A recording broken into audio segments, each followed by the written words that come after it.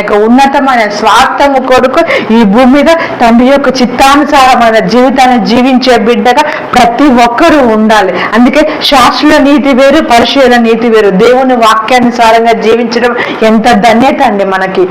మన కొరకు దాచపెట్టిన యొక్క స్వాస్థ్యము మన విశ్వాసము ద్వారా ఏ యొక్క నూతన యెరూషలేము మనం చూస్తున్నామో ఆ యొక్క స్థితిని మా దినమున పొందుకున్న దినమున మనం ఎంతో సంతోషిస్తాము. ఈ యొక్క అశాశ్వతమైన ఈ జీవితంలో ఈ కష్టాలు, సమస్యలు, శోధన కాలంలో ఆ యొక్క ఉన్నతమైన స్వాస్థ్యాన్ని పక్కన పెడుతూ ఈ లోకములో అందరూ జీవించే జీవన విధానంలో మనం కొట్టుకొని పోకూడదండి. జ్ఞానము కలిగి మెలుగు కలిగి ప్రతి దినము దేవుడి వాక్యముతో కనెక్ట్ అవుతూ ప్రార్థనలో దేవుడి సన్నిధిలో జీవిస్తూ దేవుడి వాక్యాన్ని వింటూ ప్రార్థన చేసుకుంటూ దేవుని ఆత్మతో మనం నడుస్తూ మన కొరకు దాచిపెట్టిన యొక్క ఉన్నతమైన స్వాస్థ్యము కొరకు ప్రతి ఒక్క బిడ్డ పరిగెత్తే వారిగా ఉండాలని నేను కోరుకుంటున్నాను.